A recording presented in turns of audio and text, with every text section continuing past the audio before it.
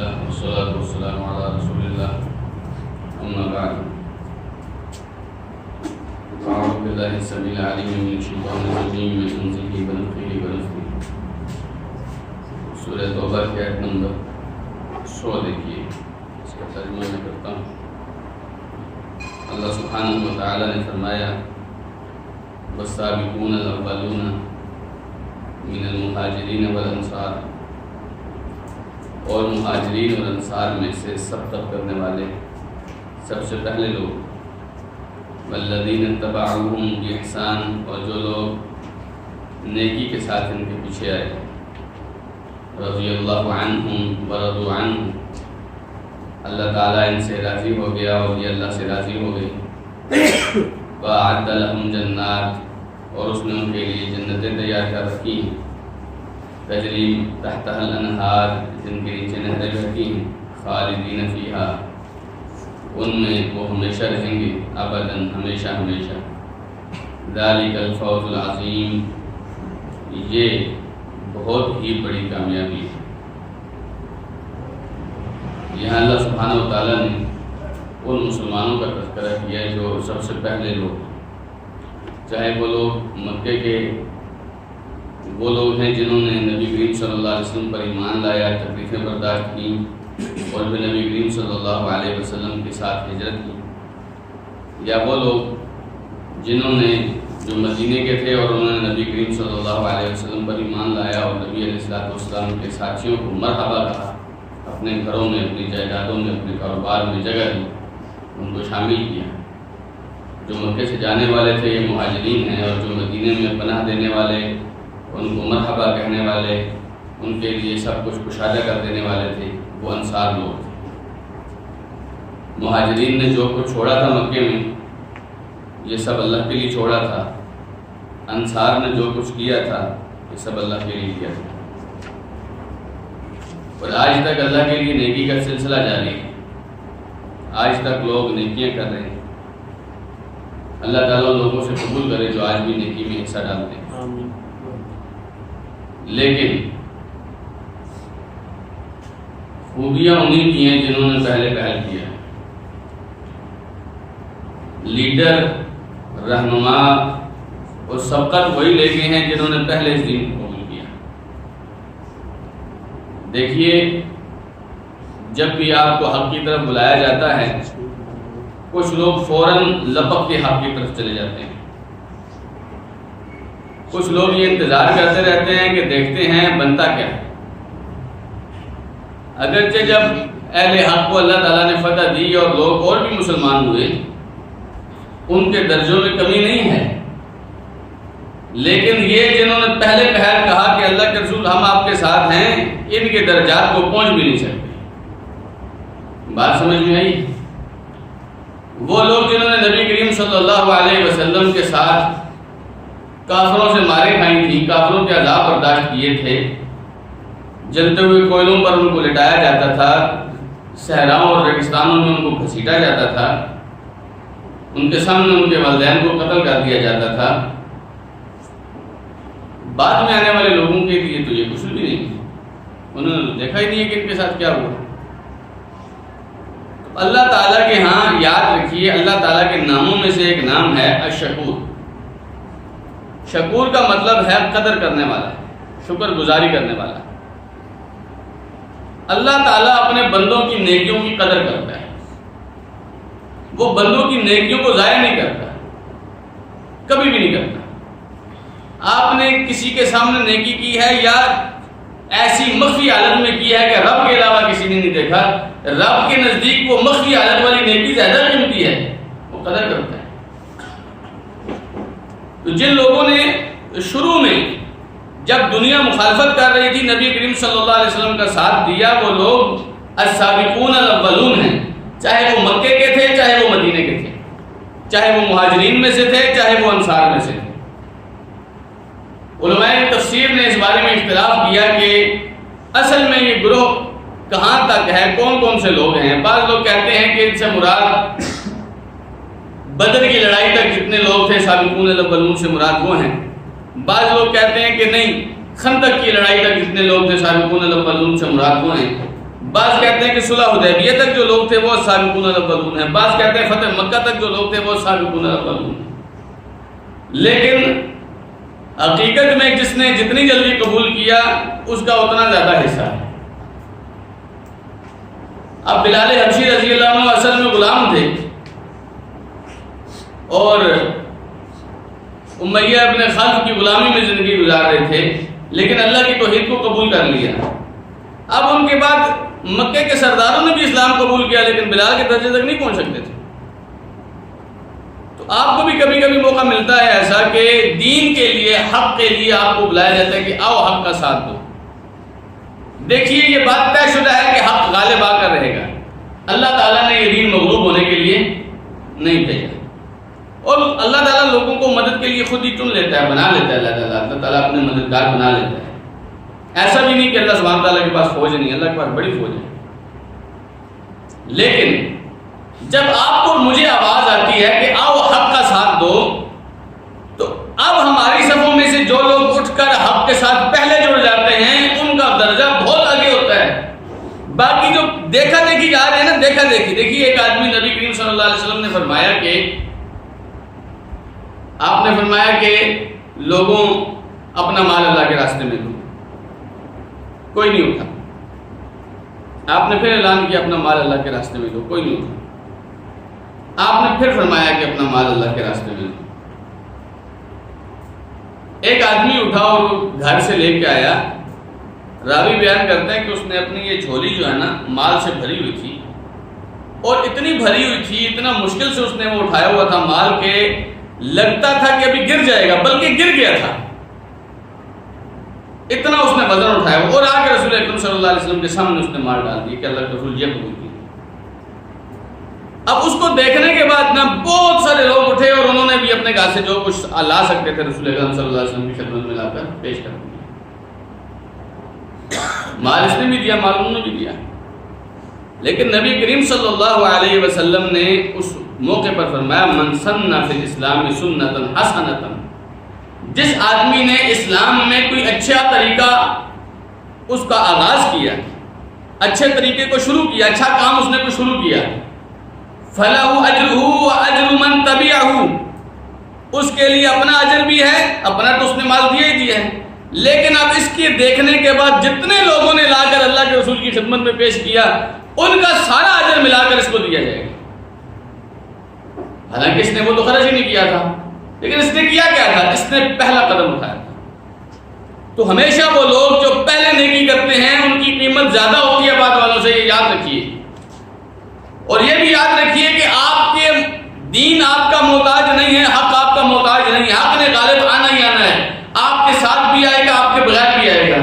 آپ کے ساتھ آئے گا تو آپ حق کے ساتھ غالب آئیں گے، آپ کے بغیر آئے گا تو آپ غالب نہیں آ سکتے، حق غالب ہوگا۔ دیکھیے آپ کے گھر والوں میں سے کچھ لوگ تھے جنہوں نے قبول نہیں کیا تھا، ادھر غلاموں میں سے کچھ لوگ تھے جنہوں نے قبول کر لیا تھا۔ نبی کریم صلی اللہ علیہ وسلم فرمائے تھے بلال میں نے دیکھا جب میں جنت میں گیا میں نے دیکھا تو میرے آگے چل رہا تھا، آواز آ رہی تھی تیرے چلنے کی۔ آپ سوچ سکتے ہیں بلال رضی اللہ عنہ کس درجے میں، انہوں نے اسلام پہلے قبول کیا تھا۔ تو یہ سابقون الاولون ہوتے ہیں، یہ بڑے قیمتی لوگ ہوتے ہیں، بڑے قیمتی لوگ ہوتے ہیں، نیکی کے کام میں ہمیشہ پہل نہیں کی۔ اس لیے اللہ تعالیٰ نے فرمایا وَسَابِقُوا إِلَىٰ مَغْفِرَةٍ مِّن رَّبِّكُمْ وَجَنَّةٍ، اللہ کی مغفرت اور جنت کے لیے لوگوں سے پہلے پہنچو۔ یہ کام سب سے پہلے کرنے والے ہوتے ہیں، دنیا کے کام ہوتے رہتے ہیں۔ آپ نے ساری دنیا بھی کما لی، کیا کر لیں گے آپ؟ لوگوں نے کمائی ہے نا، بڑی بڑی نام ہے ان کے، کوئی قارون ہے، کوئی فرعون ہے، کوئی نمرود ہے، کوئی حامان ہے، کوئی چنگیز خان ہے، کیا کر لی انہوں نے؟ دنیا ساتھ لے کے چلے گئی۔ لیکن آخرت بھی لوگوں نے کمائی، ابو بکر صدیق نے بھی آخرت کمائی، عمر بن الخطاب نے بھی کمائی، عثمان غنی نے بھی کمائی، علی حیدر کرار نے بھی کمائی۔ دنیا وہ بھی ساتھ لے کر نہیں گئے، لیکن آخرت تو لے کر گئے نا۔ اچھا جنہوں نے دنیا کمائی ان کی دنیا کتنی تھی؟ جتنی ان کی زندگی کی دنیا ختم ہو گئی۔ کچھ لوگوں کو دنیا میں ہی اللہ تعالیٰ ان سے چھین لیتا ہے دنیا، لیکن جن لوگوں نے آخرت کمائی ان کے لیے دنیا بھی آج بھی نام لیتی ہے اور قیامت تک ان کا نام لیتی رہے گی، اور آخرت بھی ان لوگوں کی ہے۔ تو سابقون الاولون بڑے قیمتی لوگ ہوتے ہیں۔ فرمایا من المہاجرین والانصار، مہاجروں میں سے بھی جو پہلے لوگ تھے، انصار میں سے بھی جو پہلے لوگ تھے، اور صرف یہی نہیں بلکہ ان کی پیروی کرنے والے بھی جتنے لوگ۔ اب یہ تو ہو گئے نا معیار، اب جو لوگ ان کے راستے پر چلیں گے، مہاجرین کے راستے پر اور انصار کے راستے پر جو لوگ چلیں گے، نیکی کرتے ہوئے ان کے پیچھے چلیں گے، فرمایا اللہ سبحانہ و تعالیٰ نے جو ان کے ساتھ ان کے پیچھے چلے گا نیکی کرتے ہوئے، اللہ ان سے راضی ہو چکا ہے اور یہ اللہ سے راضی ہو چکے ہیں۔ اب اللہ سبحانہ و تعالیٰ ان سے خفا نہیں ہوگا، اللہ ان سے خوش ہو گئے۔ انہوں نے اللہ سبحانہ و تعالیٰ کی ایسی فرما برداری کی، ایسی فرما برداری کی کہ مولا پاک خوش ہو گیا ان سے۔ اب اللہ سبحانہ و تعالیٰ نے ان کو گارنٹی، دیکھیے میں نے پہلے ذکر کیا تھا وَرِضْوَانٌ مِّنَ اللَّهِ اکبر، اللہ کی خوشنودی، اللہ کی رضا، اللہ کی طرف سے رضوان مل جائے، یہ سب سے بڑی چیز ہے، اور وہ ان سابقون الاولون کو مل چکی ہے۔ اللہ ان سے خوش ہو گیا، اللہ راضی ہو گیا ان سے، اور اللہ راضی صرف نہیں ہوا، یہ بھی اللہ سے راضی ہو گیا۔ اب اللہ تعالیٰ کو راضی کرنے کا بھی کوئی طریقہ ہوتا ہے نا، پہلے آپ کو اللہ سے راضی ہوں کہ آپ کا مالک آپ کو جو کچھ کہہ رہا ہے آپ کہیں کہ ٹھیک ہے میرے مالک نے کہہ دیا میں راضی ہوں۔ اب یہاں پہ اللہ مجھے فرماتا ہے کہ یہ کام کرو، دین کا یہ کام کرو، یہاں پہ قربانی دو، میں کہتا ہوں میرا فلانا مسئلہ ہے، میرا فلانا مسئلہ ہے، میرا فلانا مسئلہ ہے، اللہ تعالیٰ کو اکیلا میں ہی ملا ہوں، اللہ سبحانہ تعالیٰ نے ساری مصیبتیں میرے اوپر ہی ڈالی ہیں، یہ ہم لوگ پیچھے جا رہے ہیں، تو ہم اللہ سے راضی تو نہیں ہوئے۔ جب ہم اللہ سے راضی نہیں ہوئے تو اللہ ہم سے کیسے راضی ہوگا؟ ان لوگوں نے پہلے اللہ کو ثابت کیا، اے اللہ ہم تجھ سے راضی ہیں، تیری وجہ سے ہمارے پیغمبر کے دانت مبارک شہید ہوتے ہیں، ہم راضی ہیں، تیری وجہ سے ہمارے ماں باپ کو، جیسے عمار ابن یاسر کے والد یاسر کو بھی، ان کی والدہ سمیہ کو بھی ان کی نظروں کے سامنے مارا گیا تھا۔ عمار ابن یاسر کہتے ہیں اللہ کے رسول میں راضی ہوں، میرا دل ایمان پر مطمئن ہے۔ بلال حبشی کو کتنی تکلیفیں اٹھائی گئی کہ تو چھوڑ دے، یہ اللہ کو احد کہنا چھوڑ دے، کہتے تھے احد احد، انہوں نے ثابت کیا کہ میں اللہ کی توحید کے ساتھ راضی ہوں، تو یہ اللہ کے ساتھ راضی ہوئے، پھر اللہ بھی ان کے ساتھ راضی ہو گیا۔ تو پہلے آپ کو یہ ثابت کرنا پڑتا ہے کہ اللہ تیرا دین جیسا بھی ہے میں اس دین کے ساتھ راضی ہوں، تیرا پیغمبر جو کہے گا میں اس پیغمبر کی اطاعت اور فرما برداری کروں گا، تیرے قرآن میں جو کچھ آیا ہے وہ میری زندگی کا حصہ ہے، میں تیرے سے راضی ہوں۔ اس لیے نبی کریم صلی اللہ علیہ وسلم کی دعاؤں میں سے ایک دعا تھی، جب آپ صبح کے وقت 3 مرتبہ فرمایا کرتے تھے رضیت باللہ ربا وبالاسلام دینا وبمحمد صلی اللہ علیہ وسلم نبیا، میں اللہ کے رب ہونے پر راضی ہوں۔ اب وہ مالک ہے، وہ مجھے تھوڑا دے گا میں راضی ہوں، مجھے زیادہ دے گا میں راضی ہوں، مجھے تکلیف دے گا میں راضی ہوں، مجھے خوشی دے گا میں راضی ہوں، کیوں؟ وہ مالک ہے، وہ رب ہے، میں اس کے ساتھ راضی ہوں، اور میں دین اسلام کے ساتھ راضی ہوں۔ اب دین مجھے تنگی میں بلائے گا تب بھی میں جاؤں گا، دین مجھے خوشی میں بلائے گا تب بھی میں جاؤں گا، دین میرے پاس کچھ ہوگا تو مانگے گا تب بھی میں دوں گا، میرے پاس کچھ نہیں ہوگا دین پھر بھی مانگے گا میں پھر بھی دوں گا، میں دین کے ساتھ راضی ہوں، دین جیسے مجھے کہے گا میں اس پر عمل کروں گا۔ وبمحمد صلی اللہ علیہ وسلم نبی، اے اللہ میں محمد صلی اللہ علیہ وسلم کے ساتھ بھی راضی ہوں، ان کو نبی مان لیا ہے، ان کو اپنا آقا مان لیا ہے، ان کو اپنا سردار مان لیا ہے، اب میں غلام ہوں اور وہ آقا ہیں، اب جیسے میرا آقا کہے گا ان کا غلام ویسے کرے گا، میں ان کے ساتھ راضی ہوں۔ تو جب آپ اس طرح راضی ہوتے ہیں تو اللہ سبحانہ وتعالیٰ آپ کو راضی کر لیتا ہے۔ اس لیے اللہ تعالیٰ کا اپنے پیغمبر سے وعدہ تھا وَلَا سَوْفَ يُعْطِيكَ رَبُّكَ فَتَرْضَىٰ، تمہارا رب تمہیں اتنا دے گا کہ تمہیں راضی کر لے گا، تو اللہ تعالیٰ آپ کو راضی کر لے گا، لیکن کیا آپ اللہ کو راضی کرنے کی کوشش کر رہے ہیں؟ رضی اللہ عنہم ورضوا عنہ، یہ سابقون الاولون جو تھے نا جی، یہ اللہ کو راضی کرنے میں کامیاب ہو گئے اور اللہ ان سے راضی ہو گیا، اور یہ لوگ اپنے اللہ سے راضی ہو گئے۔ یہاں ایک اہم بات یہ سمجھیے کہ جن لوگوں سے اللہ راضی ہو گیا، آج بہت سارے بدبخت لوگ ہیں ان لوگوں سے خفا ہو گئے۔ یہ ابو بکر صدیق اور عمر فاروق اور عثمان غنی اور علی حیدر کرار اور ابو عبد الرحمن ابن عوف، ابو عبیدہ ابن جراح، طلحہ اور زبیر اور سعید ابن زید رضی اللہ عنہم، انہوں نے تو اپنے دنیا ساری جان لگا دی اللہ تعالیٰ کو راضی کرنے میں، اور کر لیا راضی، اور اللہ ان سے راضی ہو گیا۔ لیکن آج بہت سارے بدبخت ہیں ان لوگوں سے خفا ہو گئے ہیں، کہتے ہیں کہ ہم ابو بکر کو نہیں مانتے، ہم عمر کو نہیں مانتے، ہم عثمان کو نہیں مانتے، یہ ظالم تھے، سبحان اللہ۔ ارے بھائی تیرے ماننے یا نہ ماننے سے تو کچھ بھی نہیں ہوتا، اللہ تعالیٰ نے مان لیا ان کو، وہ اللہ کے دوست ہیں۔ اب اگر آپ کو اپنا ایمان سلامت چاہیے تو جن کو اللہ تعالیٰ نے خوش کر لیا ہے، جن سے اللہ خوش ہو گئے، آپ کو ان سے خوش ہونا پڑے گا۔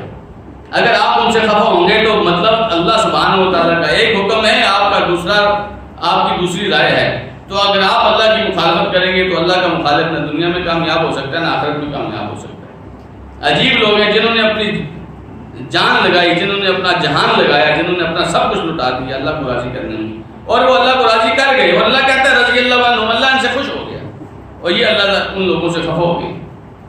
ایسے بدبخت لوگوں کو کبھی بھی آپ اپنے وقت میں سے حصہ نہ دیا کریں، ایسے لوگوں کو اپنے پیسوں میں سے حصہ نہ دیا کریں، ایسے لوگوں کو عزت نہ دیا کریں، کیونکہ ان لوگوں نے اللہ کی بھی عزت نہیں رکھی۔ دیکھیے میں آپ سے کہتا ہوں یہ بندہ بہت اچھا ہے، یہ بڑا ٹھیک بندہ ہے، میں اس سے خوش ہوں، میں اس سے راضی ہوں۔ آپ کہتے ہیں دفعہ کر، تو اس سے راضی، میں تو اس سے خفا ہوں، ہیں جی، تم آپ کی میرے نزدیک کیا عزت رہ جائے گی؟ اب اللہ تعالیٰ کہتا ہے میں ان لوگوں سے خوش ہوں، میں ابو بکر سے خوش ہوں، میں عمر سے خوش ہوں، میں عثمان اور علی سے خوش ہوں۔ جا بجا آپ قرآن مجید میں بہت ساری جگہوں پہ عمر بن الخطاب کی وجہ سے اللہ تعالیٰ نے قرآن مجید میں آیتیں نازل کی، ابو بکر صدیق کی وجہ سے نازل کی، ہیں جی۔ آپ صرف اتنی ایک بات آپ کو چھوٹا سا واقعہ سناتا ہوں۔ امی جان سیدہ عائشہ رضی اللہ عنہ کے اوپر تہمت لگی، لوگوں نے تہمت لگائی، اور ایک باپ کے لیے یہ بہت مشکل ہوتا ہے یہ بات سننا کہ تیری بیٹی نے بدکاری کی ہے۔ ایک خالہ کا بیٹا تھا، تہمت لگانے والوں میں وہ بھی شامل تھا، حالانکہ مسلمان تھے، منافق نہیں تھے، لیکن لوگوں کی باتوں میں آگے تھے، تہمت لگانے والوں میں وہ بھی شامل ہو گئے۔ ابو بکر صدیق رضی اللہ عنہ ان کے ساتھ مالی امداد کیا کرتے تھے، مالی طور پر ان کے ساتھ، وہ کمزور تھے، ان کے ساتھ مالی امداد کیا کرتے تھے۔ اب جب اللہ سبحانہ وتعالیٰ نے سیدہ عائشہ رضی اللہ عنہ کے اوپر، یہ کوئی باپ ہو نا جس کی بیٹی ہو، وہ سمجھ سکتا ہے کہ جس کی بیٹی کے بارے میں کوئی یہ ہے تیری بیٹی نے فلاں کے ساتھ برائی کی ہے، یہ عام آدمی نہیں سمجھ سکتا ہے، خاص طور پہ اگر وہ ابو بکر صدیق جیسا سچا ترین آدمی ہو اور اس کی بیٹی صدیقہ کائنات ہو اور محمد رسول اللہ صلی اللہ علیہ وسلم کے گھر میں ہو۔ یہ چوٹ ان کو کیسی پہنچی تھی یہ ان کے علاوہ کوئی نہیں جانتا۔ لوگوں نے کہا تیری بیٹی نے برائی کی، ابو بکر چپ تھے۔ جب اللہ تعالیٰ نے ظاہر کر دیا کہ عائشہ صدیقہ طاہرہ ہیں، مطہرہ ہیں، انہوں نے کوئی برائی نہیں کی، یہ پاک دامن، تو ابو بکر صدیق رضی اللہ تعالیٰ عنہ کو بہت تکلیف ہوئی اس وقت جب ان کے گھر کا بندہ جن کے ساتھ وہ مالی طور پر بھی معاونت کرتے تھے، اس نے بھی ابو بکر صدیق کی بیٹی کے بارے میں یہ بدگمانی کی تھی۔ ابو بکر صدیق رضی اللہ عنہ نے اس آدمی کی جو مالی معاونت تھی یہ قسم کھا لی کہ آئندہ اللہ کی قسم میں اس کے ساتھ کوئی تعاون نہیں کروں گا۔ اس نے اتنا بھی خیال نہیں کیا کہ میرے محسن کی بیٹی ہے۔ لیکن اللہ سبحانہ تعالیٰ نے سورہ نور میں اس رکوع کے بعد اگلی آیت میں فرمایا وَلَا يَأْتَلِ أُولُو الْفَضْلِ مِنْكُمْ وَالسَّعَةِ، اگر اللہ تعالیٰ نے آپ کو فضل و کرم سے نوازا ہے، وسعت سے نوازا ہے، تو آپ اپنے ہاتھوں کو مت روکیں، ان لوگوں کو دے رہے تھے ان کو دیتے رہیں۔ وہاں اللہ تعالیٰ نے ایک بات فرمائی أَلَا تُحِبُّونَ أَن يَغْفِرَ اللَّهُ لَكُمْ، کیا تم یہ بات پسند نہیں کرتے کہ اللہ تمہیں معاف کر دے؟ آپ سوچ سکتے ہیں ابو بکر صدیق نے جو ہی آیت سنی کہنے لگے اللہ میں یہی پسند کرتا ہوں کہ تم مجھے معاف کر دے، میں نے اس آدمی کو معاف کر دیا۔ ذرا اپنے دل پہ ہاتھ رکھ کے دیکھیے کہ اتنی سی بات اللہ تعالیٰ نے پوچھی، کیا تمہیں اللہ تعالیٰ کی معافی نہیں چاہیے؟ ابو بکر صدیق نے وہ سارے زخم بلا دیے جو ان کو لگے تھے، جو چوٹیں ان کو لگی تھی، کہتے ہیں میں اللہ سے راضی ہوں۔ تو اللہ تعالیٰ ان سے راضی ہے، لیکن یہ بدبخت کہتے ہیں نہیں ابو بکر نے زیادتی کرتی، عمر نے زیادتی کرتی، سبحان اللہ۔ امام ابن کثیر رحمہ اللہ فرماتے ہیں قرآن ایک طرف یہ کہہ رہا ہے اور یہ ایک طرف کہہ رہے ہیں ان کا ایمان کدھر ہے؟ یہ لوگ ایمان والے نہیں ہیں، یہ دشمن ہے اللہ اس کے رسول صلی اللہ علیہ وسلم۔ نبی کریم صلی اللہ علیہ وسلم نے کتنی مرتبہ فرمایا تھا اللہ اللہ فی اصحابی، اللہ کے بارے میں ڈرو، میرے صحابہ کے بارے میں اللہ سے ڈرو، میرے صحابہ کے بارے میں اللہ سے ڈرو، اور یہ لوگ نہیں ڈرتے۔ تو بہرحال اللہ تعالیٰ ان لوگوں سے راضی ہے، اور صرف راضی نہیں ہے، اللہ نے ان کو راضی کر لیا ہے۔ ان کے لیے اللہ تعالیٰ نے ایسی جنتیں تیار کی ہیں جہاں ہمیشہ یہ رہیں گے، ان جنتوں کے نیچے نہریں بہتی ہیں۔ فرمایا یہی سب سے بڑی کامیابی، یہ کامیابی ہے جو اگر آپ حاصل کر سکتے ہیں نا، یہ کامیابی ہے۔ ان لوگوں کو اللہ نے جہنم سے بچا لیا ہے، وہ آگ جس میں کافر جلیں گے، ان لوگوں کو اللہ سبحانہ وتعالیٰ نے جہنم سے بچا لیا، ان لوگوں کو اللہ نے اس جنت میں داخل کر لیا ہے جس جنت کی نعمتیں نبی کریم صلی اللہ علیہ وسلم نے فرمایا ما لا عین رأت ولا اذن سمعت ولا خطر علی قلب بشر، کسی آنکھ نے وہ جنت کی نعمتیں دیکھی نہیں ہے، کسی کان نے سنی نہیں ہے، کسی دل پر وہ گزری نہیں ہے کہ ایسا ہو بھی سکتا ہے۔ ویسی جنتیں اللہ تعالیٰ ان کو دے گا، اتنا اللہ ان سے خوش ہو گیا ہے، اور یہ بدبخت کہتے ہیں کہ ہم خوش نہیں ہیں، اللہ سبحانہ تعالیٰ ان کو ہدایت ہے۔ فرمایا یہ وہ پاکیزہ گروہ ہے جو معیار ہے۔ اچھا یہ مہاجرین و انصار کے سابقون اولون یہ وہ معیار ہیں جن کو باقی امت دیکھے گی، اب جو بھی ان کو دیکھے گی ان کی اتباع کرے گی، اللہ تعالیٰ ان سے بھی راضی ہو جائے گا۔ دیکھیے نا، ایک تو اللہ ان سے راضی ہو گیا، اب اللہ نے فرمایا باقی لوگوں کو کے لیے ضروری اگر وہ مجھے راضی کرنا چاہتے ہیں تو پھر ان کے نقش قدم پر چلیں گے، والذین اتبعوہم بإحسان، جو ان کے نقش قدم پر چلیں گے، جو ابو بکر صدیق عمر فاروق کے نقش قدم پر چلیں گے۔ اگر آپ ان کے نقش قدم پر نہیں چلیں گے تو آپ کبھی بھی کامیاب نہیں ہو سکتے ہیں، کیونکہ کامیابی تو ان لوگوں کے لیے ہے۔ دیکھیے ایک آدمی کامیابی کے راستے پر چلتا ہے، دوسرا کہتا ہے نہیں میں اس راستے پہ نہیں چلتا، میں اس راستے پہ چلتا ہوں، تو جو کامیابی کے راستے بھی نہیں چل رہا تو وہ کامیاب کیسے ہو سکتا ہے؟ اور تیسری بات سمجھیے، ان لوگوں کو اللہ نے معیار بنایا۔ ہمارے ہاں لوگوں نے اپنی طرف سے مختلف علماء کرام اور ائمہ کرام کو معیار بنا لیا کہ یہ حضرت جو کچھ فرمائیں گے میں اسی طرح کروں گا، حالانکہ ان کو اللہ نے مقرر نہیں کیا، اللہ نے ان کو مقرر کیا ہے۔ السابقون الاولون من المہاجرین والانصار، یہ وہ لوگ ہیں جنہیں دیکھ کر ہم نے ان کے نقش قدم پر چلنا تھا۔ بات سمجھ میں آئی ہے؟ یہ معیار ہیں۔ ہم نے اپنی طرف سے کوئی سلسلے بنا رکھے ہیں، کوئی قادری سلسلہ ہے، کوئی چشتی سلسلہ ہے، کوئی فلاں سلسلہ ہے، کوئی فلاں سلسلہ ہے، اسی طرح اپنی طرف سے ائمہ کرام بنا رکھے ہیں، یہ میرے امام ہے، دوسرا کہتا نہیں یہ میرے امام ہے۔ امت فرقوں میں بٹی ہوئی ہے، تو امت جب تک ان لوگوں کے نقش قدم پر نہیں چلے گی جن سے اللہ راضی ہو گیا اور یہ اللہ سے راضی ہو گئے اور انہیں اللہ نے مقرر کر دیا ہے کہ جو لوگ بعد میں ان کے نقش قدم پر چلیں گے اللہ ان سے بھی راضی ہو جائے گا۔ تو آج اگر آپ اللہ کو راضی کرنا چاہتے ہیں تو ان کے نقش قدم پر چلنا پڑے گا، ان کے علاوہ کسی بھی گروہ بڑے سے بڑے کے نقش قدم پر چلیں گے اللہ راضی نہیں ہوگا۔ سورہ بقرہ میں ایک مقام پہ اللہ سبحانہ وتعالیٰ نے فرمایا کہ فَإِنْ آمَنُوا بِمِثْلِ مَا آمَنْتُمْ بِهِ فَقَدْ اهْتَدَوْا، اب تمہارے پاس جتنے لوگ آئیں گے اگر وہ تمہاری طرح کا ایمان لے کے آئیں گے تو وہ کامیاب ہوں گے۔ تو ایمان کا معیار کیا ہے؟ وہ صحابہ کرام ہیں۔ دیکھیے ان کے پاس جو دین تھا، اللہ سبحانہ تعالیٰ نے جو ان کو دین دیا تھا وہ کامیابی کا ضامن ہے۔ بعد والے کسی آدمی کے پاس یہ گارنٹی نہیں ہے کہ میرے پاس جو طریقہ ہے یہ کامیابی کا ضامن ہے، ان کی گارنٹی تو اللہ نے دی ہے۔ تو جس کو اللہ نے مقرر کیا ہے مجھے اور آپ کو کیا چاہیے کہ ان کے نقش قدم پر چلنا چاہیے۔ بہت سارے لوگ یہ سمجھتے ہیں کہ یار یدی صحابہ کرام کو نہیں مانتے، اگر صحابہ کرام کو نہیں مانتے تو وہ مجھے بتائیے کس کو مان سکتے ہیں؟ صحابہ کرام تو وہ ہیں جن کو اللہ کہہ رہا ہے کہ ان کے نقش قدم پہ چلو گے تو میں تم سے راضی ہوں گا۔ ایک آدمی کہتا ہے نہیں میں صحابہ کے راستے بھی نہیں چلتا تو اللہ اس سے کیسے راضی ہوگا؟ اچھا اگر اللہ ہم سے راضی نہیں ہوگا تو ہمیں پھر ساری زندگی ٹھوکریں کھانے کی کیا ضرورت ہے؟ ساری دنیا ہمارے مخالف ہے کہ یہ بھابی ہیں، یہ بھابی ہیں، یہ بھابی ہیں۔ اچھا یہ ہم بھابی ہیں اور ہمیں اللہ راضی بھی نہیں کر رہا، نہ ہم اللہ کو راضی کر رہے ہیں اور نہ ہم صحابہ کرام کے نقش قدم پہ چل رہے ہیں، نہ کامیابی کے راستے پہ چل رہے ہیں، پھر کیا ضرورت ہے اتنی ٹھوکریں کھانے کی؟ ایسے کبھی بھی نہیں ہوتا، یاد رکھیے۔ لوگ تکلیفیں ایسے نہیں برداشت کرتے، کوئی بڑا مقصد ہوتا ہے۔ ہمارا مقصد یہ ہے کہ اگر لوگ اپنے اپنے راستے پر چل رہے ہیں تو ہم ان کے راستے پر چلیں گے۔ یہ معیار ہے ہمارے لیے، کامیابی کا راستہ ہے، یہ اللہ کو راضی کرنے کا واحد راستہ ہے صحابہ کرام کے نقش قدم پر چلنا۔ تو آئیے ان فرقوں کو چھوڑیے، فرقوں میں کچھ بھی نہیں رکھا، اللہ اس کے رسول نے فرقے نہیں دیے، کبھی بھی فرقے نہیں دیے۔ اللہ اس کے رسول صلی اللہ علیہ وسلم نے دین اسلام دیا ہے اس پر رسول اکرم صلی اللہ علیہ وسلم نے بھی چل کے دکھایا ہے، صحابہ کرام نے بھی چل کے دکھایا ہے۔ اور اگر صحابہ کرام اس دین پر جس کو رسول اکرم صلی اللہ علیہ وسلم نے دیا تھا اس دین پر چل کے کامیاب ہو سکتے ہیں تو ہم کیوں نہیں کامیاب ہو سکتے؟ ہمارے لیے الگ سے دین کیوں ہونا چاہیے؟ نہیں جی آپ جب تک حنفی نہیں ہوں گے تب تک آپ جنت میں نہیں جا سکتے، دوسرا کہتا نہیں آپ شافعی نہیں ہوں گے تو جنت میں نہیں جا سکتے۔ یہ فرقے اسلام نے نہیں دیے، اسلام نے یہ دین دیا ہے، یہ دین والسابقون الاولون من المہاجرین والانصار، ان کے نقشے قدم پر چلیے۔ یہ وہ لوگ ہیں جو آپ کو کامیاب کرا سکتے ہیں۔ آپ نماز میں کیا مانگتے ہیں؟ اہدنا الصراط المستقیم صراط الذین انعمت علیہم، اللہ ہمیں سیدھا راستہ دکھا ان لوگوں کا راستہ جن کے اوپر تو نے انعام کیا ہے۔ جانتے ہیں اللہ نے انعام کس کے اوپر کیا؟ سورہ نساء کی آیت فَمَن وَمَن يُطِعِ اللَّهَ وَرَسُولَهُ فَأُولَٰئِكَ مَعَ الَّذِينَ أَنْعَمَ اللَّهُ عَلَيْهِمْ، جو اللہ اور اس کے رسول کی اطاعت کریں گے۔ کس کی اطاعت کریں گے؟ اللہ کی اور اللہ کے رسول کی۔ فَأُولَٰئِكَ مَعَ الَّذِينَ أَنْعَمَ اللَّهُ عَلَيْهِمْ، یہ ان لوگوں کے ساتھ ہوں گے جن پر اللہ نے انعام کیا ہے۔ یہ جو آپ سورہ فاتحہ میں آتا ہوا مانگتے رہتے ہیں نا، ان کا راستہ جن پر تیرا انعام ہوا ہے، تو یہ وہ لوگ ہیں جن پر اللہ کا انعام ہوا۔ کون سے لوگ؟ جو اللہ کی اطاعت کرتے ہیں اور اللہ کے رسول صلی اللہ علیہ وسلم کی اطاعت کرتے ہیں۔ مع النبیین والصدیقین والشہداء والصالحین فحسن اولئک رفیقا، یہ ان کے ساتھ ہوں گے جو نبیوں کے ساتھ ہیں، صدیقین کے ساتھ ہیں، شہداء کے ساتھ ہیں، صالحین کے ساتھ ہیں، اور فرمایا کہ یہی سب سے بہترین دوست ہیں آپ کے، ان کو دوست بنائیے۔ کن کو؟ جو اللہ کی اطاعت کرتے ہیں اور اللہ کے رسول کی اطاعت کرتے ہیں صلی اللہ علیہ وسلم۔ پورے قرآن میں اللہ تعالیٰ نے اپنے رسول کے علاوہ کوئی تیسرا نہیں بتایا کہ آنکھیں بند کر کے اس کی مانو۔ صحابہ کرام کے بارے میں فرمایا چونکہ یہ آنکھیں بند کر کے اپنے پیغمبر کی مانتے تھے اس لیے یہ بھی معیار ہدایت ہیں۔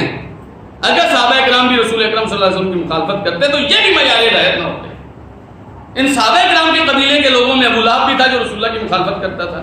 کوئی کہہ سکتا ہے ابو لہب کے راستے پہ چلنے سے ہدایت ملے گی؟ نہیں ملے گی۔ عبداللہ بن ابی بھی تھا، مسلمان کہلاتا تھا اپنے آپ کو، لیکن صحابہ کرام کے طریقے پر نہیں تھا۔ اللہ سبحانہ وتعالیٰ نے اس کو بھی ڈینائی کر دیا، اس کو بھی فارغ کر دیا۔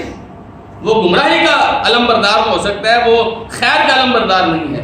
ہاں، جس نے محمد رسول اللہ کے راستوں کو اختیار کیا، وہ چاہے حبشے کا بلال ہو، چاہے فارس کا سلمان ہو، چاہے روم کا صہیب ہو، چاہے مدینے کا سعد ابن معاذ ہو، چاہے مکے کا ابو بکر ہو، کوئی بھی ہو، اگر محمد رسول اللہ صلی اللہ علیہ وسلم کے ساتھ چلیں گے تو یہ وہ لوگ ہیں جو معیاری لوگ ہیں۔ اللہ سبحانہ تعالیٰ ان کے دین کو قبول کرے گا۔ تو یہ بات سمجھیے، معیار دین کو سمجھیے۔ اللہ سبحانہ تعالیٰ نے پھر کچھ لوگوں کا تذکرہ فرمایا آیت نمبر 101 میں، فرمایا وَمِمَّنْ حَوْلَكُمْ مِنَ الْأَعْرَابِ مُنَافِقُونَ، تمہارے ارد گرد جو دیہاتی لوگ رہتے ہیں ان میں سے کچھ لوگ منافق بھی ہیں۔ وَمِنْ أَهْلِ الْمَدِينَةِ، اور مدینے کے لوگوں میں سے بھی۔ مَرَدُوا عَلَى النِّفَاقِ، یہ لوگ منافقت کے اوپر اڑ چکے ہیں۔ لَا تَعْلَمُهُمْ، آپ انہیں نہیں جانتے، نحن نعلمهم، ہم انہیں جانتے ہیں۔ سنعذبهم مرتين، ہم انہیں 2 مرتبہ عذاب دیں گے۔ ثم يردون الى عذاب عظیم، پھر یہ بڑے عذاب کی طرف لوٹائے جائیں گے۔ اب اللہ سبحانہ تعالیٰ نے نبی کریم صلی اللہ علیہ وسلم کو یہ فرمایا، پہلے تو ہم نے کچھ منافقین کے بارے میں پڑھا نا کہ اللہ تعالیٰ نے ان کا بات واضح کر دی تھی۔ 12 منافقوں کے نام حذیفہ رضی اللہ عنہ کو رسول اکرم صلی اللہ علیہ وسلم نے بتا دیے۔ کچھ اور بھی تھے، ارد گرد بھی رہتے تھے، پر میں آپ ان کو نہیں جانتے۔ مدینے کے لوگوں میں سے بھی کچھ منافق ایسے ہیں، آپ ان کو نہیں جانتے۔ آپ یہاں سے اندازہ لگائیے، حافظ عبدالسلام بھٹوی صاحب فرماتے ہیں اتنے مہارت سے منافقت کرتے تھے کہ رسول اکرم صلی اللہ علیہ وسلم جیسے فتین آدمی کو بھی، نبی کریم صلی اللہ علیہ وسلم جیسے فراست والے آدمی کو بھی پتہ نہیں چل رہا تھا کہ یہ بھی منافقت کر رہے ہیں۔ اس لیے فرمایا کہ مدینے کے ارد گرد بھی کچھ لوگ اور مدینے کے اندر بھی کچھ ایسے منافق ہیں جن کو آپ نہیں جانتے، ہم جانتے ہیں ان کو، اور وہ منافقتیں کر رہے ہیں، آپ کے خلاف سازشیں کر رہے ہیں۔ فرمایا ایسا نہیں کہ ہم ان کو چھوڑ دیں گے، انہیں 2 مرتبہ عذاب دیں گے۔ ایسے بہت سارے لوگ ہوتے ہیں نا جو سازشیں کر رہے ہوتے ہیں، چالیں چل رہے ہوتے ہیں، سمجھ رہے ہوتے ہیں میں بڑا کامیاب ہوں، پر میں ایسے نہیں کہ اچھا ان کو نہیں پتا چلا تو کیا ہو گیا، اللہ کو بھی نہیں پتا چلتا، اللہ کو پتا ہے سب۔ لا تعلمون، آپ نہیں جانتے ان کو، نحن نعلمون، لیکن ہمیں سب پتا ہے، کیونکہ اللہ تعالیٰ تو دلوں کی حالت بھی جانتا ہے۔ اس لیے فرمایا سنعذبهم مرتين، ہم 2 مرتبہ انہیں عذاب دیں گے۔ علماء کرام نے اس کی تفسیر میں مختلف اقوال ذکر کیے ہیں۔ ایک تو یہ ذکر کیا کہ ہم دنیا میں ان کا معاملہ لوگوں کے سامنے کھول دیں گے، دنیا میں ان کو ننگا کر دیں گے، تو یہ ان کے لیے شرمندگی والا عذاب ہوگا، اور ایک یہ ہے کہ قبر میں ان کو عذاب ہوگا۔ ایک اس میں یہ ہے کہ قبر میں بھی عذاب دیں گے، حشر میں بھی ان کو عذاب دیں گے۔ ایک یہ ہے کہ دنیا میں بھی ان کو سزائیں دیں گے اور آخرت میں بھی ان کو سزائیں دیں گے۔ تو مختلف اس کے اقوال ہیں، اللہ تعالیٰ ان کو ڈبل عذاب دے گا، اور پھر وہ عذاب عظیم یعنی جہنم کے عذاب کی طرف لوٹائے جائیں گے۔ سب سے سخت ترین عذاب جو عذابوں میں ہوگا وہ جہنم کا عذاب ہے، اللہ سبحانہ و تعالیٰ اس سے بچا کے رکھے۔ نبی کریم صلی اللہ علیہ وسلم نے فرمایا فاتقوا النار ولو بشق تمرۃ، جہنم سے بچنے کی کوشش کرو، چاہے کھجور کا ایک ٹکڑا دے کر بچنا پڑے، وہ ٹکڑا دے دو کھجور کا، لیکن جہنم سے بچ جاؤ۔ اس لیے اس جہنم سے بچنے سے سب سے سخت عذاب، سب سے بڑا عذاب وہ والا ہے۔ فرمایا اللہ سبحانہ و تعالیٰ نے وآخرون، آیت نمبر 102 میں، وآخرون، اور کچھ دوسرے لوگ ہیں کہ اعترفوا بذنوبہم، جنہوں نے اپنے گناہوں کا اعتراف کر لیا، خلطوا عملا صالحا، انہوں نے ملا رکھا ہے نیک اعمال کو، وآخر سیئا، اور کچھ برے اعمال کو۔ عسى اللہ ان یتوب علیہم، قریب ہے کہ اللہ تعالیٰ ان کی توبہ کو قبول کر لے۔ ان اللہ غفور رحیم، یقیناً اللہ تعالیٰ بخشنے والا اور رحم کرنے والا ہے۔ اچھا، لوگوں میں کچھ لوگ ایسے بھی ہوتے ہیں جو منافق نہیں ہیں، کافر نہیں ہیں، مسلمان ہیں، لیکن نیک اعمال کے ساتھ برے اعمال بھی کرتے ہیں۔ ہم میں سے اکثر لوگ ایسے ہی ہیں، نیک اعمال بھی کر لیتے ہیں، برے اعمال بھی کر لیتے ہیں۔ نیک اعمال کرتے ہیں تو ڈرتے رہتے ہیں اللہ تعالیٰ پتہ نہیں نہ قبول نہ کیے تو ہمارا کیا بنے گا، برے اعمال کر کے ڈرتے رہتے ہیں کہ اللہ سبحانہ تعالیٰ نے سزا دی تو کیا بنے گا۔ تو اللہ کے سامنے اعتراف کرتے رہتے ہیں، تو ایسے لوگ جن جو اللہ کے سامنے اعتراف کرتے رہتے ہیں، اللہ تعالیٰ فرما رہا ہے کہ عسى اللہ ان یتوب علیہم، قریب ہے کہ اللہ ان کی توبہ قبول کر لے۔ تو گناہ ہم سب سے ہوتے ہیں جی، غلطیاں ہم سب سے ہوتی ہیں، نیک اعمال بھی کبھی کبھی اللہ تعالیٰ ہمیں توفیق دیتے تھے کر لیتے ہیں، برائیاں بھی ہم کرتے رہتے ہیں۔ تو اگر اللہ کے سامنے جا کر اعتراف کرتے رہے کہ اللہ غلطی ہو گئی ہے، تو اللہ تعالیٰ کو توبہ قبول کر لیتا ہے۔ مسئلہ وہاں بنتا ہے جہاں میں جھٹائی کرتا ہوں، اور پچھلی آیت میں کیا مرضوا علی النفاق، منافقت پہ اڑ گئے، اب یہ واپس نہیں آ رہے، توبہ نہیں کر رہے۔ تو مسلمان میں اور کافر میں، آدم علیہ السلام کی اولاد میں اور ابلیس کی اولاد میں یہی فرق ہوتا ہے۔ جب آدم علیہ السلام سے غلطی ہوئی تو اللہ کے سامنے پہنچ گئے، ربنا ظلمنا انفسنا، اے اللہ ہم نے اپنے اوپر ظلم کر لیا، وَإِن لَّمْ تَغْفِرْ لَنَا وَتَرْحَمْنَا لَنَكُونَنَّ مِنَ الْخَاسِرِينَ، اگر تو ہمیں بخشے گا نہیں، اگر تو ہم پر رحم نہیں کرے گا تو ہم نقصان اٹھانے والوں میں سے ہو جائیں گے۔ اب ابلیس نے بھی غلطی کی، اللہ تعالیٰ کی نافرمانی کی، لیکن کہنے لگا کہ میں سجدہ نہیں کر رہا کیونکہ یہ مٹی سے بنا ہے میں آگ سے بنا ہوں. اب وہ اپنے گناہ کی تعویلیں پیش کرنے عذر بہانے پیش کرنے لگ گیا. آدم علیہ السلام کیا کر رہے ہیں؟ اپنے گناہ کا اعتراف کر رہے ہیں. تو جو لوگ اپنی غلطیوں کا اعتراف کر لیتے ہیں وہ لوگ اللہ تعالیٰ ان کو معاف کر دیتا ہے. تو ہم انہی لوگوں میں سے ہیں جنہوں نے نیک اعمال کے ساتھ برائیاں بھی کر رکھی ہیں، اور شاید ہماری برائیاں زیادہ ہیں، اس لیے ہمیں استغفار زیادہ کرنا چاہیے، بخش سے زیادہ مانگنی چاہیے. اگر ہم اللہ کا دروازہ بار بار کھٹکھٹاتے رہیں گے تو یاد رکھیے امام صاحب بھی فرماتے ہیں جو آدمی بار بار کسی کا دروازہ کھٹکھٹاتا ہے وہ ضرور کھولتا ہے اس کا دروازہ. تو اگر ہم بار بار آ کے اپنے اللہ سے کہتے ہیں اللہ معاف کر دے معاف کر دے معاف کر دے تو اللہ ضرور معاف کرے گا. اور رمضان کے ان مبارک دنوں میں تو رسول اکرم صلی اللہ علیہ وسلم نے فرمایا وَلِلَّهِ وَتَقَاءُ مِنَ النَّارِ وَذَلِكَ فِي كُلِّ لَيْلَةٍ. اللہ تعالیٰ ہر رات لوگوں کو جہنم سے آزاد کرتا ہے. اگر ہم رات کو اٹھ کے اپنے اللہ کو منانے کی کوشش کرتے رہیں تو مہنگا سودا نہیں ہے، شاید اللہ تعالیٰ معاف کر دے. اور اگر اللہ نے معاف کر دیا تو دنیا کی بھی کامیابی اور آخرت کی بھی کامیابی. تو کچھ لوگ ایسے ہوتے ہیں جن کے نیک اعمال کے ساتھ برائے ملے ہوتے ہیں. بعض مفسرین نے ذکر کیا ہے، بلکہ اکثر مفسرین نے ذکر کیا ہے کہ یہ آیت سیدنا ابو لبابہ رضی اللہ عنہ کے بارے میں نازل ہوئی. ان کے دو واقعات ذکر کرتے ہیں. ایک واقعہ تو یہ کہ بنو قریظہ یہودیوں کا جو مدینے میں قبیلہ تھا، جب غزوہ خندق ہوا تو یہودیوں کے ساتھ تو یہ طے تھا نا کہ کوئی بھی دشمن آئے گا تو ہم مل کے لڑیں گے. تو یہ بنو قریظہ کے لوگ نبی علیہ السلام کے ساتھ نہیں گئے، بلکہ گھر بیٹھے رہے. الٹا نبی علیہ السلام کا جو مدینے میں گھر تھے ان کو آ کر تنگ کرتے رہے بنو قریظہ کے لوگ. تو نبی کریم صلی اللہ علیہ وسلم غزوہ خندق سے واپسی پر سیدھا بنو قریظہ گئے اور بنو قریظہ کے لوگوں کے ساتھ بات کی. ابو لبابہ رضی اللہ عنہ جو تھے ان کا بنو قریظہ کے لوگوں کے ساتھ کوئی تعلقات تھے، پرانے جاہلیت کے زمانے کے تعلقات تھے. تو انہوں نے کیا کیا، نبی علیہ السلام جب بات کر رہے تھے تو مفسرین لکھے، ابن کثیر وغیرہ نے لکھا ہے کہ انہوں نے اشارے میں اپنی گردن کی طرف ہاتھ رکھ کے بتا دیا کہ نبی علیہ السلام کا جو ارادہ ہے وہ تمہیں قتل کرنے کا ارادہ ہے. تعلقات جو تھے پرانے، انہوں نے سوچا چلو میں تعلقات نبھا لیتا ہوں. جب یہ بات ہوئی تو تھوڑی دیر کے بعد انہیں ندامت ہوئی، افسوس ہوا کہ مجھ سے اتنی بڑی غلطی ہوگی، رسول اکرم صلی اللہ علیہ وسلم کے راز کو فاش کر دیا.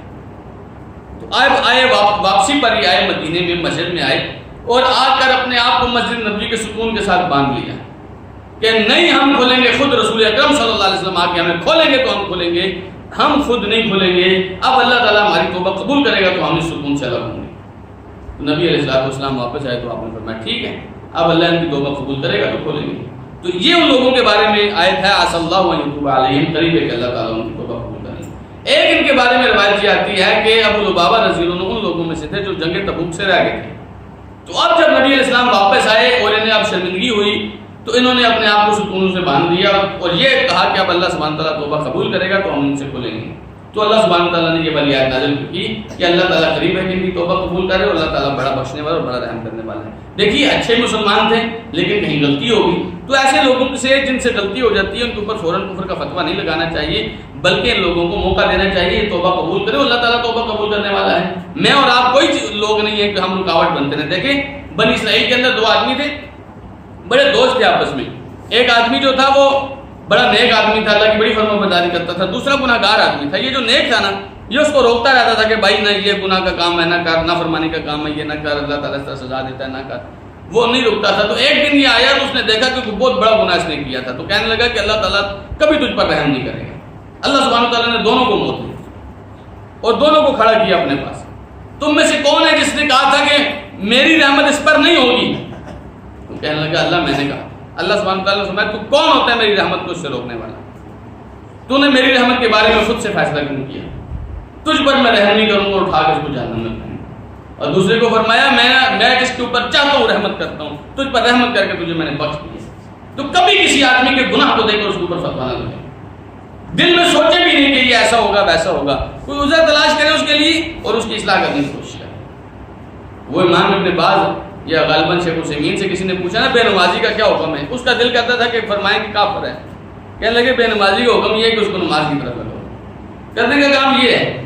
تو ان لوگوں کے اوپر فتویٰ نہیں لگانا چاہیے. جس آدمی کو دیکھیں عام طور پر ٹھیک آدمی تھا، فتویٰ نہیں لگانا چاہیے. مالک ابن دخشن ایک صحابی تھے رسول اکرم صلی اللہ علیہ وسلم کے ساتھ. ایک دن نبی علیہ السلام ان کے علاقے میں گئے، ان کے محلے میں گئے، سارے لوگ آئے تو مالک ابن دخشن وہاں پر نہیں تھے.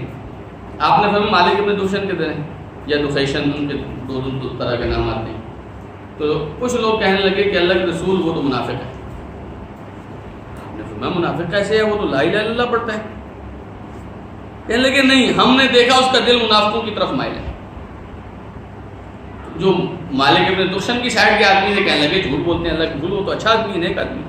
تو نبی کریم صلی اللہ علیہ وسلم نے فرمایا کہ کوئی آدمی جو لا الہ الا اللہ پڑھتا ہو اس کے بارے میں یہ فتویٰ نہیں لگانا چاہیے. آپ اور میں نہیں لگا سکتے. دیکھیے نبی کریم صلی اللہ علیہ وسلم کو اللہ تعالیٰ فرما رہا ہے کچھ منافق ایسے بھی ہیں جن کو آپ بھی نہیں جانتے. جب رسول اکرم صلی اللہ علیہ وسلم نہیں جانتے تو ہم کیسے جان سکتے ہیں کہ کوئی منافق ہے یا مومن ہے؟ تو ہمیں چاہیے کہ ہم ایسے لوگوں کے اوپر فتویٰ نہ لگائیں. انسان گناہ بھی کر سکتا ہے، نیکی بھی کر سکتا ہے. اللہ تعالیٰ معاف کرنے والا ہے. اللہ تعالیٰ کی رحمت سے ہم امید کرتے ہیں کہ اللہ ہم جیسے گناہ گاروں کو معاف کر دیں. ہم جیسے گناہ گار بخشے جائیں گے نا تو بہت سارے لوگ بخشے جائیں گے. وہ کسی شاعر نے کہا تھا نا کہ عدل کریں تے تھر تھر کمن اونچا محلہ والے، جی عدل کریں تے تھر تھر کمن اونچا محلہ والے، فضل کریں تے بخشے جاون میرے جے منہ کالے. اگر اللہ تعالیٰ نے فضل کر دیا تو ہم جیسے گناہ گار بھی بخشے جائیں گے، وگرنہ اللہ تعالیٰ پکڑنے پہ آ گیا تو ہم لوگوں کے گناہ بھی کم نہیں ہے کہ اللہ سبحانہ تعالیٰ نے پکڑ لیا تو ہم گناہ کم ہوں گے تو اللہ تعالیٰ چھوڑ دے گا، ایسے نہیں ہے. فَمَا خُذْ مِنْ أَمْوَالِهِمْ صَدَقَةً. یہ جن لوگوں کے ایک تو یہ آیت کا تعلق ان لوگوں کے ساتھ ہے اور ایک ویسے عام مسلمانوں کے ساتھ ہے. فَمَا خُذْ مِنْ أَمْوَالِهِمْ صَدَقَةً. ان کے مالوں سے صدقہ لیتے رہو. تُطَهِّرُهُمْ. یہ صدقہ ان کو پاک کرتا رہے گا. وَتُزَكِّيهِمْ. اور ان کا تزکیہ کرتا رہے گا. وصلی علیہم. اور ان کے اوپر آپ درود بھی بھیجیں، ان کے لیے دعا بھی کریں. ان صلاتک سکن لہم. یقیناً آپ کا کی جو دعا ہے ان کے لیے سکون کا باعث ہے. واللہ سمیع علیم. اللہ تعالیٰ بڑا سننے والا اور بڑا رحم کرنے والا، بڑے علم والا ہے. یہاں اللہ سبحانہ تعالیٰ نے ذکر کیا کہ ان لوگوں سے جن لوگوں نے گناہ کیے ہیں ان کے آپ مال سے صدقہ لیتے رہیں. تطہرہم. یہ صدقہ کیا کرے گا؟ ان کے گناہوں کو صاف کرتا رہے گا. تو یاد رکھیے صدقہ جو ہے یہ آپ کے گناہوں کو معاف کرانے کا بڑا مؤثر ذریعہ. اگر کسی آدمی کو لگتا ہے نا میرے گناہ زیادہ ہیں تو اپنا مال زیادہ سے زیادہ خرچ کرے، اللہ کے راستے میں خرچ کرے، اس کے گناہ زیادہ سے زیادہ معاف ہوں گے. دوسری بات یہ ہے کہ صدقہ جو ہے بلائیں انسان کے اوپر مصیبتیں کیوں آتی ہیں؟ انسان کے گناہوں کی وجہ سے آتی ہیں. اور صدقے سے گناہ اللہ سبحانہ تعالیٰ نے فرمایا تطہرہم. یہ صدقہ ان کے گناہوں کو صاف کر دیتا ہے تو انسان سے وہ بلائیں ٹال جاتی ہیں. بہت سارے ایسے لوگ ہیں جو صدقے سے ہاتھ کھینچتے ہیں، اللہ تعالیٰ ان کے اوپر مصیبتیں بھیج دیتا ہے، کیونکہ مصیبتیں تو ان کے مقدر میں لکھی تھی. انہوں نے اب اس مصیبت کو ٹالنے کے لیے، گناہ کو معاف کرانے کے لیے نہ نیکیاں کی نہ صدقہ کیا. جب کچھ بھی نہیں کیا تو مصیبتیں ان کے اوپر آ گئی. تو فرمایا ایک تو ان کا صدقہ کیا کرے گا؟ ان کا جو مال ہے اس کو بھی پاک کرے گا اور ان کے اعمال کو بھی پاک کرے گا. وَتُزَكِّيهِمْ. اور ان کی تربیت بھی کرے گا. ایک اس آیت سے مراد یہ ہے کہ صدقہ ان کو پاک کرے گا، اور ایک مراد یہ ہے کہ آپ ان کو پاک کیجیے، آپ ان کی تربیت کیجیے، ان کو صاف کیجیے، ان کو گناہوں سے نکالیے. وصلی علیہم. اور ان کے لیے اللہ تعالیٰ سے دعا کیجیے. جب بھی کوئی آدمی آپ کو صدقہ دیتا تھا آپ اس کے لیے دعا کیا کرتے تھے. میں نے ذکر کیا کہ عبداللہ بن ابی اوفا کہتے ہیں میرے والد ابو اوفا نے نبی علیہ السلام کو جب صدقے کا مال آگے دیا تو آپ نے فرمایا اللہم اغفر لی، اللہم صلی علی آل ابی اوفا. اے اللہ ابو اوفا کے گھرانے کے اوپر تو رحمتیں بھیج، درود بھیج. تو نبی علیہ السلام دعا فرمایا کرتے ہیں. فرمایا آپ کی دعا ان کے دلوں کو سکون بخشے گی. نبی کریم صلی اللہ علیہ وسلم کی دعا بڑی قیمتی ہوتی. نبی کریم صلی اللہ علیہ وسلم جب کسی کے لیے دعا کرتے تھے تو عام طور پر یہ بات سمجھی جاتی تھی کہ دعا قبول ہوگی. ایک دن سیدنا ابو ہریرہ رضی اللہ عنہ نبی علیہ السلام کے پاس روتے ہوئے آئے، کہنے لگے اللہ کے رسول میری والدہ مسلمان نہیں ہو رہی اور وہ آپ کو برا بھی کہتی ہے، آپ ان کے لیے دعا کیجیے. نبی علیہ السلام نے دعا کی، اے اللہ ابو ہریرہ کی والدہ کو ہدایت دے. ابو ہریرہ کہتے ہیں میں نبی علیہ السلام سے جو ہی دعا کی آپ نے میں بھاگ کے گیا. کہتے ہیں میں نے سوچا کہ دیکھتا ہوں پہلے نبی علیہ السلام کی دعا پہنچتی ہے یا میں پہنچتا ہوں. تو کہتے ہیں میں گیا تو میں نے دروازے کھٹکھٹایا تو والدہ نہ آ رہی تھی. والدہ کہنے لگی ٹھہر جا میں غسل کر رہی ہوں. جب غسل کر کے آئی دروازہ کھولا تو کہنے لگی مجھے کلمہ پڑھا. تو ابو ہریرہ سے پہلے کیا پہنچا؟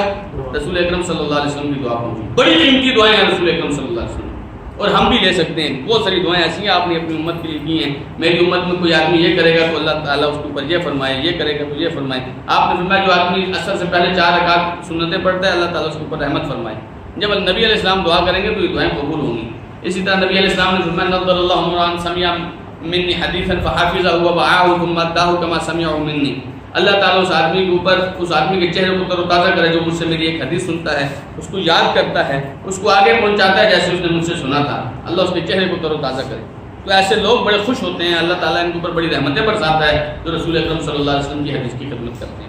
فرمایا ان صلاتک سکن لہم، آپ کی دعائیں ان کے دلوں کو سکون بخشیں گی، واللہ سمیع علیم، اور اللہ تعالیٰ بڑا سننے والا اور بڑا جو ہے علم والا ہے۔ عبداللہ ابن مسعود رضی اللہ تعالی عنہ نے فرمایا، کہنے لگے کہ ان الصدقۃ تقع علی ید اللہ قبل ان تقع فی ید السائل، جو آپ صدقہ دیتے ہیں یہ اللہ سبحانہ و تعالیٰ کے ہاتھ پر پہلے پڑتا ہے، جس کو دے رہے ہیں اس کے ہاتھ پر بعد میں پڑتا ہے۔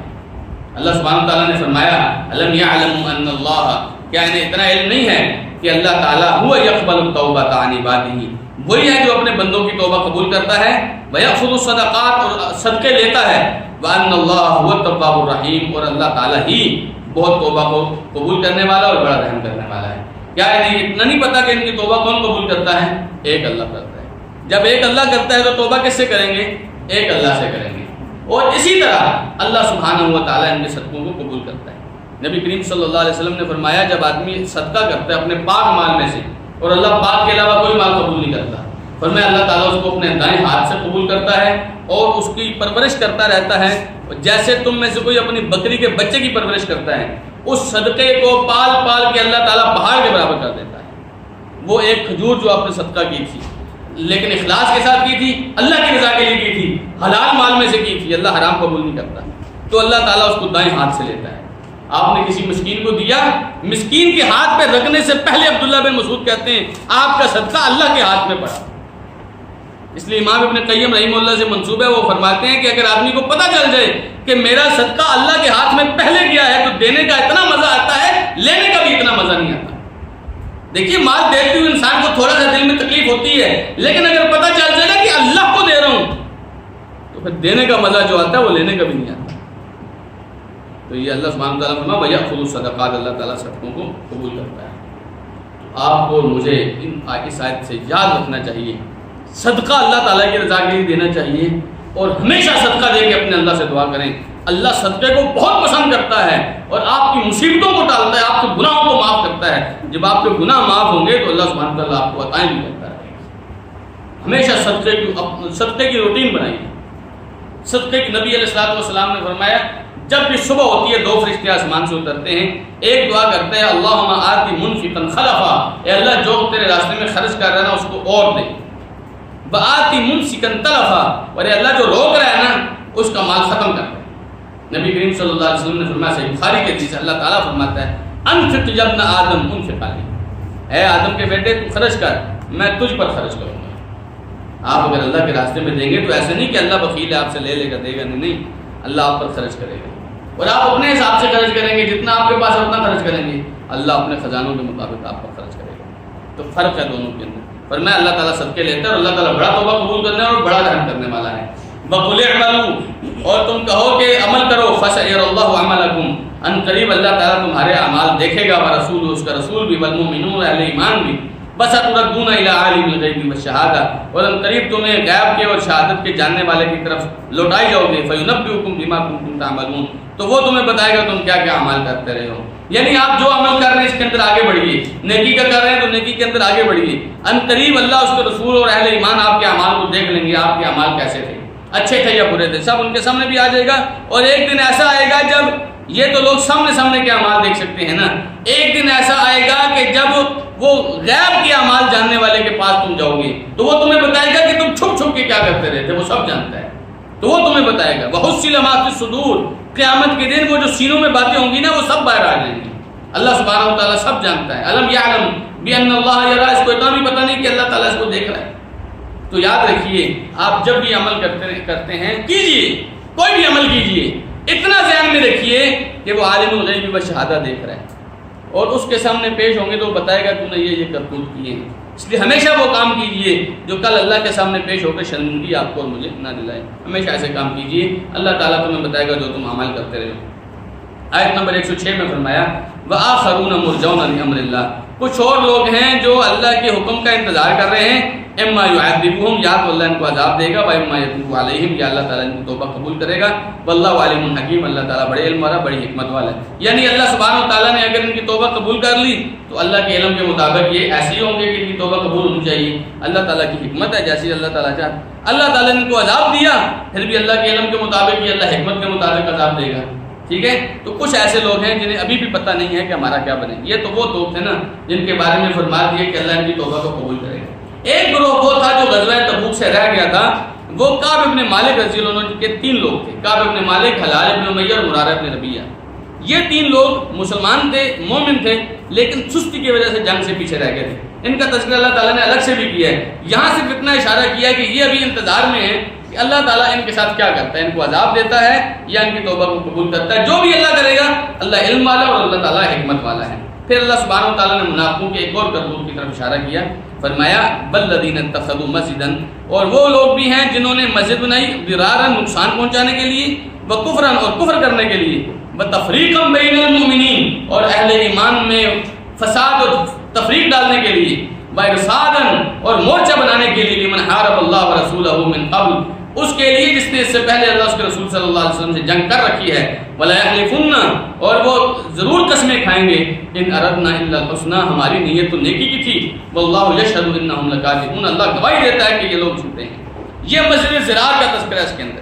بڑی مشہور نام ہے مسجد زرار. ہماری جب مسجد بنی تھی لوگوں نے اسے بھی کہا تھا مسجد زرار ہے. تو مسجد زرار کے کچھ مقاصد اللہ تعالیٰ نے یہ ذکر کیے ہیں. کون کون سے مقاصد ہیں؟ فرمائے لوگوں نے مسجد بنائی ضرارن کا مطلب ہوتا ہے مسلمانوں کو نقصان دینے کے لیے، وکفرن، کفر کے لیے، جہاں پہ آپ اللہ اس کے رسول صلی اللہ علیہ وسلم کو کفر کرتے رہے، اللہ اس کے رسول کے احکامات کا مذاق اڑاتے رہے. دوسرا مقصد تھا. تیسرا مقصد تھا بتفریق بین المؤمنین، اہل ایمان میں تفرقہ ڈالنے کے لیے مسجدیں بنائی ہوئی. کچھ لوگ مسجدیں اس لیے بناتے ہیں کہ ہمارا فرقہ آگے نکل جائے، فرقے بنانے کے لیے مسجدیں بناتے ہیں. فرمایا چوتھا مقصد ان کا کیا ہے؟ وارصادا لمن حارب اللہ ورسولہ من قبل، اور ان لوگوں کے لیے مورچے بناتے ہیں جو اللہ اس کے رسول کے دشمن ہیں. 4 مقاصد ہیں: مسلمانوں کو نقصان، اللہ کا کفر، مسلمانوں میں تفریق ڈالنا، اور کافروں کو جائے پناہ دینا. یہ 4 مقاصد ہیں. منافقوں نے یہ مسجد اس لیے بنائی تھی، ان کو میٹنگوں کے لیے کوئی جگہ نہیں ملتی تھی، کوئی بیٹھ کے کوئی فیصلہ کرتے ان کے پاس کوئی جگہ نہیں تھی. جہاں پر یہ بیٹھ کے مسلمانوں کے خلاف سازشیں کرتے ان کے پاس کوئی جگہ نہیں تھی. اب انہوں نے کیا کیا؟ دیکھیے کسی کے گھر میں جائیں گے تو لوگ شک کریں گے کہ یہ سارے ادھر کیوں بیٹھے ہو رہے ہیں، مسئلہ ہے. اب انہوں نے کیا کیا؟ مسجد بناتے ہیں. اور مسجد کس لیے بناتے ہیں؟ اس لیے مسجد بناتے ہیں کہ یہاں پر ہم لوگ جو ہے نا ان کے خلاف جو چالیں ہوں گی وہ کریں گے. پھر اگر کوئی یہودی وغیرہ کسی نے مسلمانوں پہ حملہ کرنا ہوگا تو یہ مسجد. ایک ابو عامر تھا، حنظلہ رضی اللہ عنہ کا غالباً چچا تھا. ابو عامر فاسق، صحابہ کرام اس کو فاسق کہتے تھے. یہ آدمی اسلام سے پہلے ہی عیسائی ہو گیا تھا، اور اب جب نبی علیہ الصلوۃ والسلام آئے تھے مدینے میں تو یہ مسلمانوں کے خلاف ہو گیا تھا. اس نے بھی بیچ میں اس مسجد زرار میں ایسا ڈالا تھا کہ ادھر مورچہ بناتے ہیں. میں کہتا تھا میں وہ روم کے بادشاہ سے فوج لے کر آؤں گا تو یہاں پہ کوئی مورچہ ہونا چاہیے جہاں سے ہم جنگ کریں گے. تو یہ مسجد زرار انہوں نے اس کام کے لیے بنائی تھی. بات سمجھ میں آئی ہے؟ تو ایسی مسجد اللہ سبحانہ و تعالیٰ نے فرمایا وَلَا يَحْلِفُنَّ إِنْ أَرَدْنَا إِلَّا الْحُسْنَى. آپ ان سے پوچھیں گے نا مسجد کیوں بنائی ہے تو کہیں گے جی ہم صرف نیکی کرنا چاہتے تھے، ہمارا اور مقصد ہی نہیں تھا، ہم تو نیکی کرنا چاہتے تھے. فرمایا وَاللَّهُ يَشْهَدُ إِنَّهُمْ لَكَاذِبُونَ. اللہ گواہی دے رہا ہے یہ جھوٹ بولتے ہیں، نیکی کا مقصد نہیں تھا. وہ نیکی تو یہ ہوتی ہے کہ مسلمانوں کو جوڑا جائے، نیکی تو یہ ہوتی ہے کہ زخموں کے اوپر مرہم رکھی جائے، نیکی تو یہ ہوتی ہے کہ مظلوموں کے ساتھ مدد کی جائے. اور تم ظلم کرنے کے لیے مسجد بنا رہے ہو، اور تم مسلمانوں کے پہلے جو مسلمان زخم کھوڑتا ہے تم ان کو اور زخم لگا رہے ہو. مسلمانوں کو نقصان پہنچانے کے لیے مسجد کون سی ہوتی ہے؟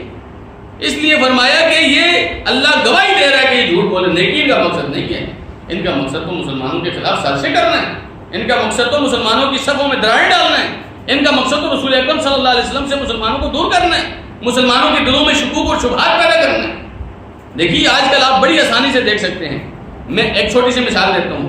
میں آج اس سال سے پہلے تک میں ہمیشہ محمد بن قاسم کو ہیرو سمجھتا تھا، اور آج بھی سمجھتا ہوں الحمدللہ.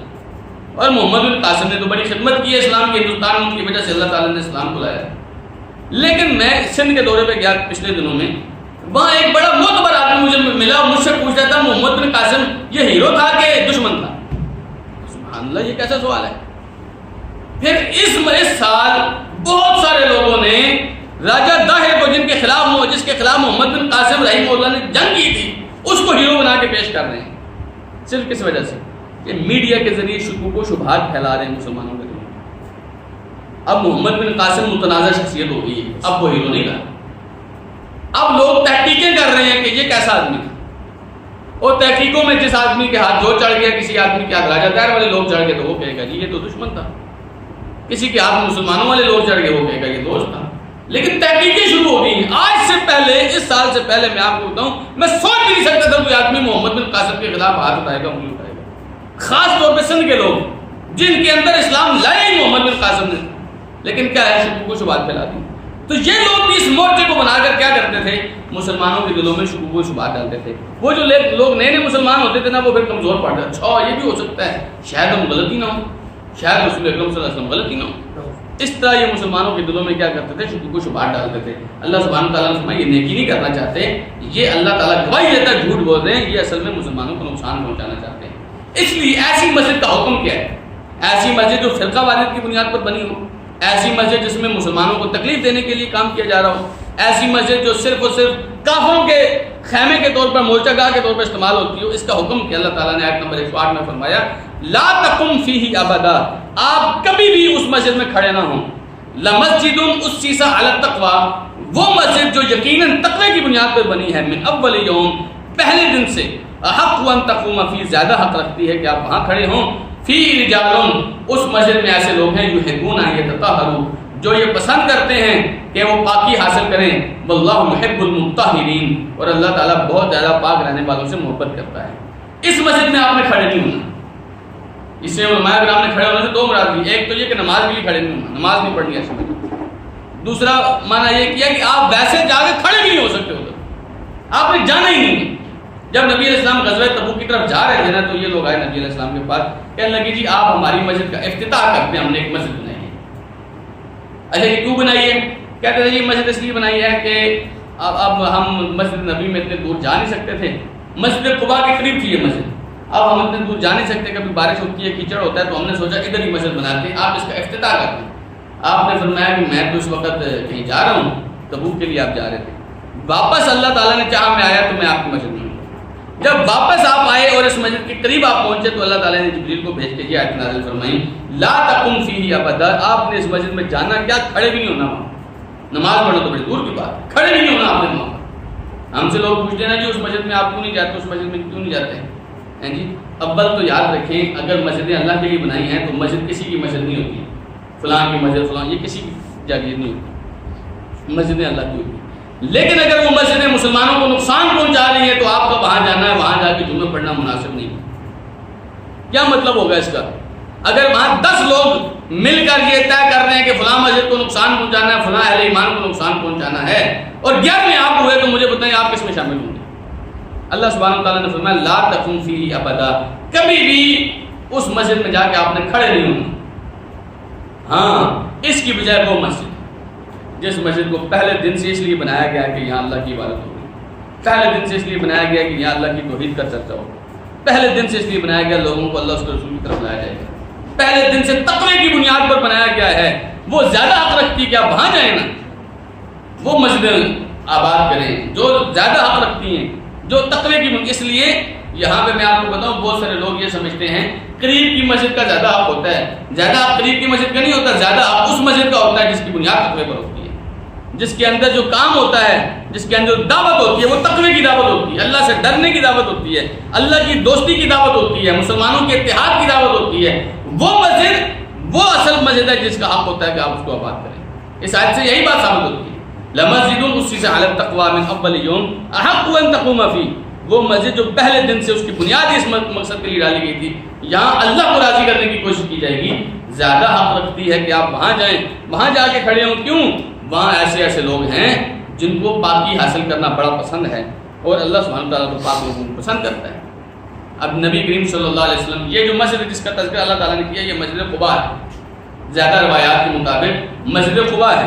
اللہ سبحانہ تعالیٰ نے اس مسجد کا تذکرہ کیا کہ اس مسجد کے اندر ایسے لوگ ہیں جو پاکی حاصل کرتے ہیں. نبی علیہ السلام نے قباء والے سے پوچھا, اے اہل قباء, تم کیا کام ایسا خاص کرتے ہو کہ اللہ تعالیٰ نے تمہیں خاص طور پہ فرمایا ہے کہ یہ پاک لوگ ہیں, کیا کام کرتے ہو؟ تو انہوں نے بتایا کہ اللہ کے رسول, عرب زمانے میں پانی عام طور پہ کم ہوتا تھا, تو لوگ استنجا کرتے ہوئے عام طور پہ مٹی کے ڈھیلے استعمال کرتے تھے، پانی استعمال نہیں کرتے تھے. لیکن یہ جو قبا والے لوگ تھے یہ اس وقت بھی پانی استعمال کرتے تھے استنجا کرتے ہوئے. پانی سے ظاہری بات ہے پاکی زیادہ اچھے طریقے سے حاصل ہوتی ہے، اور جتنا آدمی پاک ہوتا ہے ان لوگوں کو اللہ تعالیٰ اتنا زیادہ پسند کرتا ہے. تو یہ لوگ کہتے ہیں کہ ہم پانی کے ساتھ استنجا کرتے ہیں، تو اللہ سبحانہ وتعالیٰ نے فرمایا یہی وہ بات ہے جس کی وجہ سے اللہ تمہیں پسند کرتا ہے. اس سے پتہ چلتا ہے اللہ تعالیٰ نے پہلی دوسری وحی جو نبی علیہ السلام کو نازل کی کیا فرمایا، بثیابک فطہر والرجز فاہجر، اپنے کپڑوں کو پاک رکھا کریں، پلیدی سے اپنے آپ کو دور رکھا کریں.